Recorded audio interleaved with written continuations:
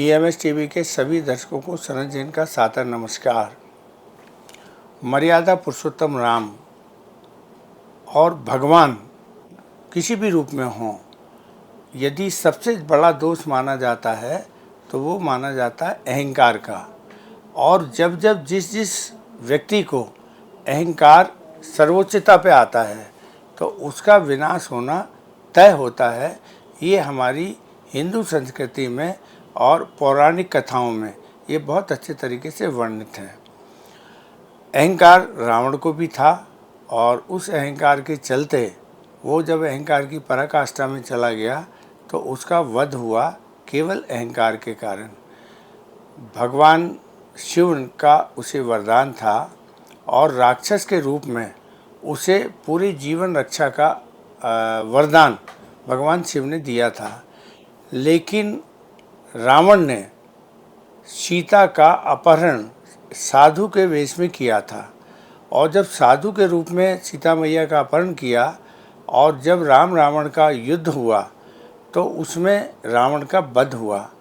तो वध के बाद जब रावण ने भगवान शिव से पूछा कि हे भगवान, आपने हमारी रक्षा नहीं की, तो भगवान का स्पष्ट जवाब था कि राक्षस के रूप में तुम्हें वरदान था, लेकिन तुमने साधु के वेश में सीता मैया का अपहरण करके और राक्षस कुल का जो वरदान था या हमारा वरदान था उसे खंडित किया था।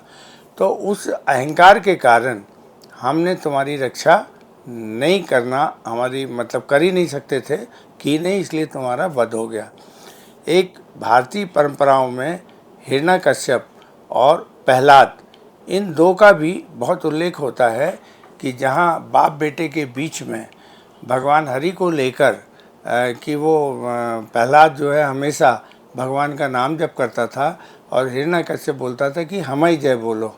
तो इसी बात को लेकर बाप बेटे में दिनों दिन उसी बात को लेकर विवाद बढ़ता रहा और स्थिति यहाँ तक बदल गई कि हिरण्यकश्यप ने अपने सबसे प्रिय पुत्र, जिसे वो बहुत प्यार करता था, लेकिन इस चिढ़ के कारण, इस अहंकार के कारण उसने अपनी बहन होलिका की गोद में बैठा के और प्रहलाद को नष्ट करने की कोशिश की, उसके जीवन लेने की कोशिश की। और आज हम सब लोग होली हर साल मनाते हैं और होली में हर साल होलिका जलती है, प्रहलाद बचता है और हिरण्यकश्यप का अहंकार जलता है।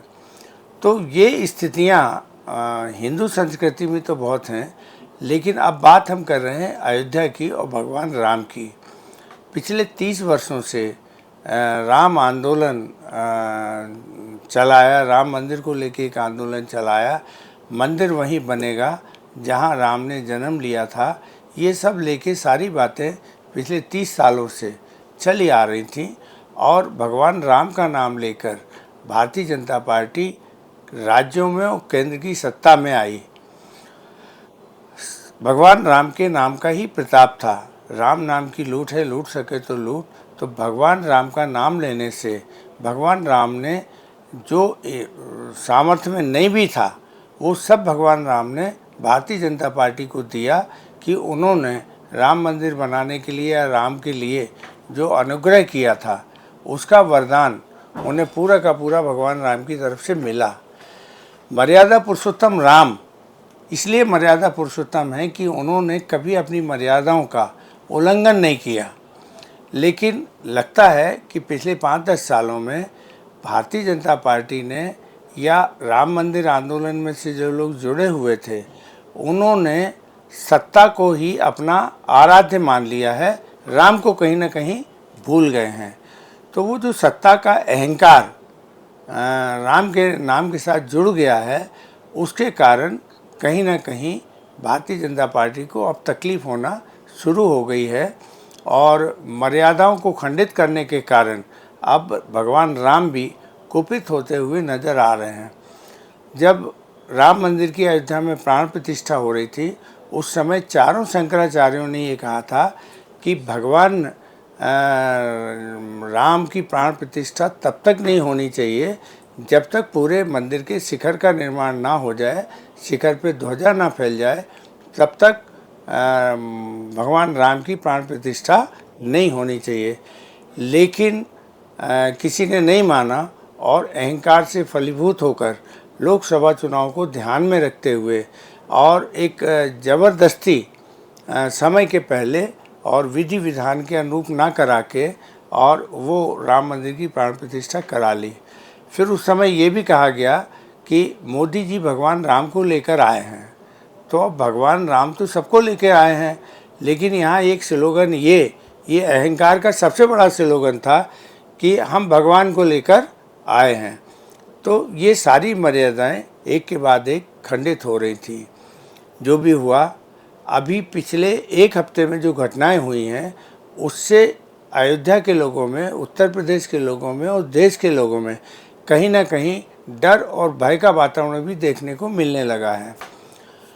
एक अटल पथ बना था जिसमें मोदी जी ने अपनी वो यात्रा निकाली थी, पूरे शान और शौकत के साथ आए थे और ये बताया था कि भगवान राम की जन्मभूमि में हमने कायाकल्प कर दिया है, इतना विकास कर दिया है कि सारी देश और दुनिया से लोग भगवान राम के दर्शन करने के लिए आएंगे। वो अटल पथ पहली ही बारिश में धंस गया और उसको लेकर लोग ये अपशगुन मान रहे हैं कि ऐसा कैसे हो गया। दूसरा अपशगुन ये हुआ कि जो अयोध्या रेलवे स्टेशन की बाउंड्री वाल बड़ी बनी थी, उसे भी बड़ा आकर्षक बनाया गया था, वो भी पहली बारिश में गिर गई। और तीसरा, राम मंदिर के शिखर से जो भी बना हुआ है ऊपर छत, उससे पानी रिस रहा है और गर्भगृह में पानी भर गया पहली ही बारिश में, अभी बारिश हुई नहीं है। तो इसको लेकर अब लोगों में एक डर और भय उत्पन्न हो गया कि 4 जून को लोकसभा चुनाव के परिणाम आए, उसमें भारतीय जनता पार्टी की उत्तर प्रदेश में सबसे करारी पराजय हुई है। तो क्या ये राम की मर्यादाओं का उल्लंघन था या अहंकार को भगवान राम ने पसंद नहीं किया?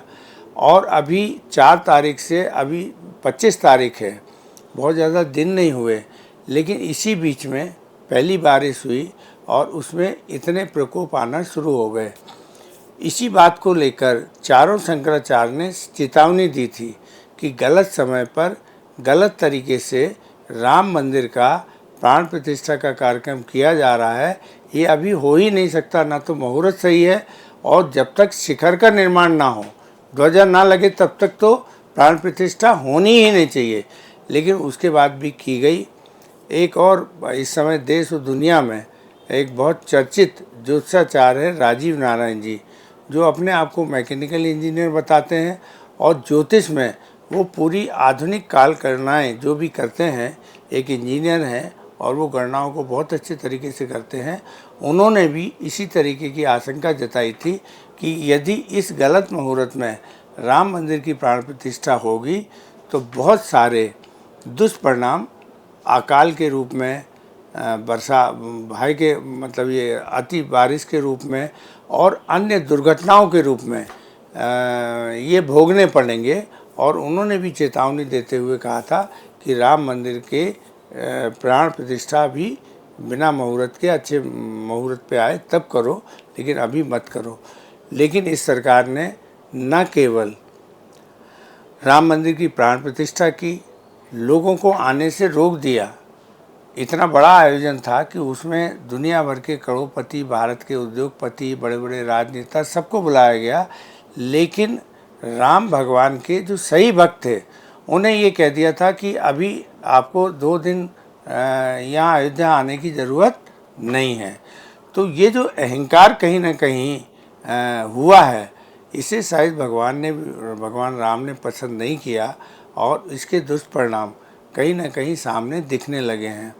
अभी भी जिस तरीके की राजनीतिक अस्थिरता बनी हुई है और जिस तरीके से भारतीय जनता पार्टी के अंदर ही एक दूसरे की लड़ाइयाँ हो रही हैं, एक दूसरे के ऊपर आरोप प्रत्यारोप लग रहे हैं, तो इन सब चीज़ों को देखते हुए राजीव नारायण की जो भविष्यवाणी थी उसमें भी लोग कहीं ना कहीं भरोसा करने लगे और आशंकित हो गए कि ऐसा ना हो कि आम जनता को इसका खामियाजा भुगतना पड़े। क्योंकि जब भी प्राकृतिक दुर्घटनाएं होती हैं तो उसमें हज़ारों लाखों लोग बड़ा नुकसान होता है और सभी को उस नुकसान को झेलना पड़ता है। बहरहाल अयोध्या को लेकर जिस तरीके से अब लोगों के बीच में डर और भय और तरह तरह की चर्चा होने लगी हैं, तो उससे एक बार फिर राम मंदिर अयोध्या का चर्चाओं में है। वहाँ पर जो भ्रष्टाचार हुए हैं वो चर्चाओं में आ रहे हैं। वहाँ पर रोड चौड़ीकरण के लिए और दूसरी चीज़ों के लिए अयोध्या के निवासियों को जिस तरीके से उनके मकानों को तोड़ा गया है, उन्हें मुआवजा नहीं दिया गया है, राम मंदिर को बनाने में जिस तरीके का भ्रष्टाचार हुआ है, ज़मीनों को खरीदने में जिस तरीके का भ्रष्टाचार हुआ है, उसको लेकर अब उसका परिणाम जो है वो कहीं ना कहीं राम के कोप के रूप में सामने आता हुआ दिख रहा है कि भगवान राम कोपित हो गए हैं और सबसे पहले उन्होंने अयोध्या में अपना डंडा चलाया है। जो मर्यादाओं का उल्लंघन कर रहे थे या मर्यादाओं का पालन नहीं कर रहे थे, भगवान राम मर्यादा पुरुषोत्तम हैं। उन्होंने हमेशा मर्यादाओं को ध्यान में रखते हुए और अपने सारे जीवन को जिया और आज भी हम सब लोग उन्हें मर्यादा पुरुषोत्तम राम के नाम से जानते हैं। लेकिन इस काल में जिस तरीके से मर्यादाएं खंडित हो रही हैं, लोग मनमानी करने लगे हैं और लोगों का अहंकार इतना बढ़ गया है, शायद इसलिए भगवान राम भी कुपित हो रहे हैं, ऐसा लोग कहने लगे हैं। नमस्कार।